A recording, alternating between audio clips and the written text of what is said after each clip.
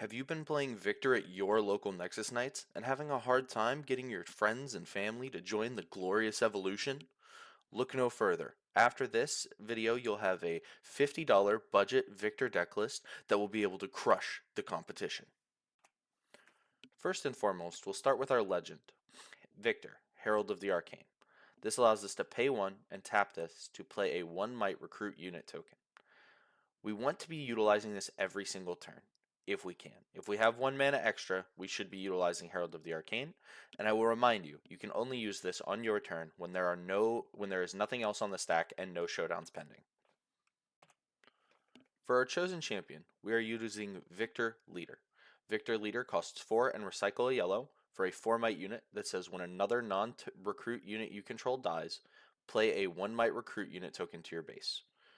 We like this because we have a lot of sacrifice effects and a lot of ways to send our units or kill our own units, and this allows us to replace those units with something with another unit right away. Our first non-chosen champion unit that we're going to talk about is Karthus Eternal. Karthus is 3 mana and a yellow recycle for a 3 might unit that says your Deathknell's effects trigger an additional time. This is the card the deck is built around. It is the most important card in the deck, and during your mulligans, if you do not have a Karthus in your hand, you should be putting 2 cards back and drawing 2 to try to find 1. Karthus is what we've built the deck around, and we are playing 3 copies of him. Next, we'll talk about a couple of our cheap Deathknell effects. First and foremost, we have Soaring Scout, which is 2 mana for a 1 might unit that has Deathknell Channel 1 rune exhausted. Clearly, you can see that with Karthus, that becomes Deathknell Channel 2 runes exhausted, ramp 2, just for my unit dying. This is a great early drop for Victor, and it allows us to just kind of start getting the ball rolling with our Deathknell effects and what we're trying to do.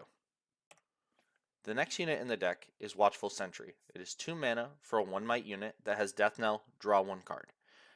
We're playing this because it is an early game Deathknell that allows it to replace itself when it does die, and with a Karthus out, it can slowly and surely get out of hand. With 1 Karthus, it's draw 2, with 2 Karthuses, it's draw 3, with 3 Karthuses, it's draw 4, and this card can very quickly overwhelm your opponents in card advantage, and it's very important that you play 3 copies of this card. The next unit in the deck is Machine Evangel. Machine Evangel is a 5 mana and yellow recycle for a 4 might unit that has Deathknell play 3 1 might recruit unit tokens into your base. This is played primarily in the deck because it is a unit we can play directly to a battlefield we control that our opponent doesn't really want to attack into, knowing that it becomes 3 bodies upon death.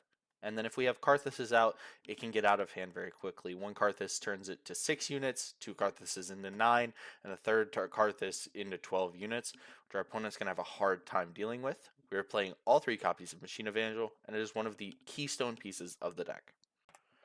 Our next unit we're going to talk about, while not having Deathknell, is a staple in the Victor game plan. This is Faithful Manufactor. It's 3 mana for a 2 might unit that says, when you play me, play a 1 might recruit unit token here. This is very good because as Victor, our main game plan is going wide and then playing pump spells to increase our team's might to be able to close the game out. And this provides 2 bodies for Victor, which is very important. Our next unit is Cruel Patron, which is a 4 mana, 6 might unit that says, as an additional cost to play me, kill a friendly unit. We're playing this because we play quite a few Deathknell units, and killing a unit is not a huge cost in this deck. Alongside that, it is just a 4 mana 6 might unit, which is aggressively overstated, and we are playing 3 copies. The next unit we'll be talking about is Sprite Mother. Sprite Mother is 4 mana and a blue recycle for a 3 might unit that says, when you play me, play a ready 3 might sprite unit token with temporary here. The reason we're playing Sprite Mother is it is 2 bodies stapled on a 1, just like Faithful Manufactor. On top of that, the second body allows us to take some tempo in the game and have a free sacrifice for cards like Cruel Patron or other sacrifice effects that allow us to take even more tempo in the game. We are playing 2 copies of Sprite Mother. The last unit in the deck is Commander Ledros. Commander Ledros is 6 mana and 4 yellow recycle for an 8 might unit. However, it says, as you play me, you may kill any number of friendly units as an additional cost, reduce my cost by a yellow power for each unit killed this way. It also has deflect and ganking. So, Commander Ledros is in the deck because if we have a Machine Evangel or any of our other Deathknell units out on the board along with a Karthus, they are free sack engines that are going to generate us a ton of value. For an example, if you have a Watchful Sentry and a Soaring Scout on the battlefield along with one Karthus, and you play Commander Ledros to your base, sacrificing both the Watchful Sentry and the Soaring Scout, what is going to happen is you are going to pay 6 mana, recycle 2 yellow, sacrifice those units, and then Karthus is going to trigger. You are then going to have 2 runes to be channeled and 2 cards to be drawn. And that is just with 1 copy of each and 1 Karthus. This card can get out of hand immediately and is a must answer threat for your opponents. Because it's must answer, having deflect makes it even better because now our opponents have to pay a resource just to target it. If they don't have a kill your thing card in their hand, they're going to be paying potentially upwards of like 3 or 4 extra recycles just to deal with this threat. And if they can't deal with it, once it gets onto a battlefield, it can move freely from battlefield to battlefield because of its ganking ability. This is the way we close games out with this deck, and it is a real must-answer threat. We are playing 3 copies. Now we're going to start talking about the spells that are in this Viktor deck. To start with, we're talking about the spell Stupefy, which is 1 mana to give a unit -1 might this turn to a minimum of 1, draw 1 card at reaction speed. We are playing 3 copies of this.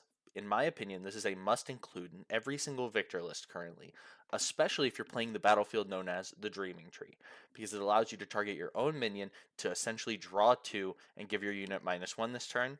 So it's a wonderful interaction that you should look to take advantage of if you're going to lose the battle no matter what you do. The next spell we're going to be talking about is Hidden Blade. Hidden Blade is 2 and recycle a yellow for action speed, kill a unit at a battlefield, its controller draws 2.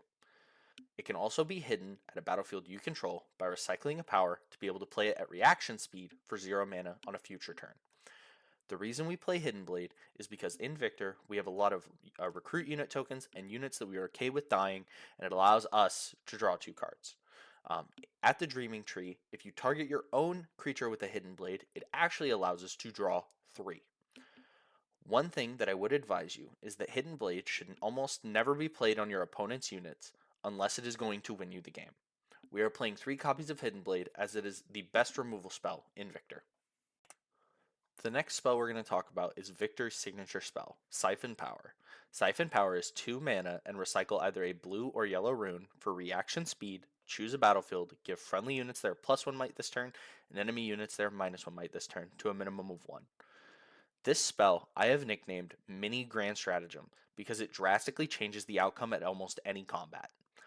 On top of that, this card is not played very often, so your opponents almost never see it coming when they see a Viktor deck. What I recommend is utilizing this spell when you have more than 1 recruit token and you're going to be able to trade your units up. So being able to take 3 1 might recruit tokens and trade up to like a 6 might unit, because that 6 might unit goes to 5 and your units become a total of 6. So just as an example. So look for opportunities to trade your units up and generate a ton of value with this card. The next spell we're going to talk about is Cull the Weak. Cull the Weak is 2 energy and recycle a yellow for a spell that says each player kills one of their units. Friendly reminder that in Riftbound we do as much as possible for any given card, so you can still play Cull the Weak if your opponent controls units and you don't. Also a friendly reminder that we can leverage our Viktor Legend ability to always make a 1 might recruit token before playing Cull the Weak. Third friendly reminder, with Cull the Weak, this has to be played on your turn with nothing else on the stack and no showdowns pending. With this card, we want to create situations where our opponent is forced into sacrificing more powerful units than our recruits. The next spell we're going to talk about is Grand Stratagem. Grand Stratagem is 6 energy and 3 yellow recycle for action speed, give friendly units +5 might this turn. This is Viktor's I Win the Game card. With this card, we plan to play it with an army of tokens and then either conquer both battlefields in the same turn and go to 8, or at 6 points, if we have the battlefields, play this on our opponent's turn to hold both of these battlefields. There is almost nothing anyone can do except for Windwall to interact with this spell, and there's almost nothing any deck can do to beat this spell. This is our I Win the Game card. We are playing 2 copies. The last card in our deck is 3 copies of Singularity. Singularity is 6 energy and 2 blue recycle to deal 6 damage to up to 2 units. This is the best removal spell in Victor because it allows a lot of flexibility on where we're targeting. Not only does it allow us to hit units at battlefields, it also allows us to hit units at base. Because of that, Victor has the ability to not only plan to take battlefields, but also plan on how we're holding them. The first battlefield we're going to talk about is the Dreaming Tree. The Dreaming Tree says when a player chooses a friendly unit here with a spell for the first time each turn, they draw 1 card. We play this battlefield primarily because we can take advantage of hiding our hidden blades here and turning them into draw 3s, along with targeting our own units with Stupefy to draw 2. We do this because we are making 1 might recruit tokens, and we don't plan on utilizing them for very long, and we can generate more value by drawing the extra cards to find some of our more important pieces, like Karthus, Machine Evangel, or even Cruel Patron. Look for opportunities to generate value with your own spells and try to crush your opponent at the Dreaming Tree. I plan on playing this when I do not know if I'm going first or second, so in game 1. The next battlefield we're going to talk about is Trifarian Warcamp. Trifarian Warcamp says units here have +1 might, this includes attackers. We play this battlefield because we are the best deck at going wide and leveraging this advantage throughout the entire game. I recommend playing the Trifarian Warcamp when you know you are going first. Our third and final battlefield is Vile Maw's Lair. Vile Maw's Lair says units can't move from here to base. The reason we play this battlefield, primarily going second, is because our deck is far less committal than other decks in Riftbound. Because we leverage so many 1 might recruit tokens, we can just move one of those in, claim this battlefield, sit there, and hide a hidden blade to generate value on future turns. Also, because our finisher is Commander Ledros, that unit has ganking, which means it doesn't have to go back to base to be able to attack the other battlefield. Utilize Vile Maw's Lair, ideally when going second, to generate more value than your opponent, as they will have to send real units in here, and they're stuck forever and always. For our runes, we are playing 8 Order runes and 4 Mind runes. This is because we have a much higher Order recycle cost throughout the entire deck. On top of that, if you are ever paying a hide cost or casting Siphon Power, if possible, I would advise recycling a Mind rune. This will allow us to close the game out in a timely fashion. Because Spirit Forged is releasing in just a little bit under a month from now, I wanted to show you guys some upgrades for the deck for when Spirit Forged does release. The first card I want to talk about is Honest Broker. This card is absolutely phenomenal. It gives us so much leverage, being able to pay for power costs. It gets really absurd very quickly. If with 1 Karthus out, it gives us 2 gold gear tokens, which allow us to pay power costs. That lets us cast a Singularity, recycling no runes. It's insane. One of the top commons to be on the lookout for this deck. The second and last card that I'm super excited about from Spirit Forge is Death Grip. At reaction speed for 2 mana, we get to kill a friendly unit to give its might to another unit and draw a card. So this card is absolutely absurd because we're playing Deathknells already. We want these units to die. If we have a Karthus, we're doubling the Deathknells. It replaces itself. This card is fantastic. Absolutely S tier and an automatic 3 of in this deck. If usually when we take a battlefield and we plant a Machine Evangel there, our opponents will try to avoid taking it back just because they know that it's not a good use of their time because we're going to get more guys. With this, we can sacrifice our Machine Evangel after we get the hold point. We get to absolutely take huge advantage of it, being able to give its might to another unit and send it in. It's fantastic. An automatic 3 of. Look for this card in your uncommon slot. It's absurd. I hope you all enjoyed the deck list. This was the Viktor Deathknell Budget Brew. This brew came in at around $50 USD. If you have any legends you would like to see as budget brews in the future, drop them in the comments. Remember to like, comment, and subscribe for weekly Riftbound budget content, and I will see you guys on the Rift.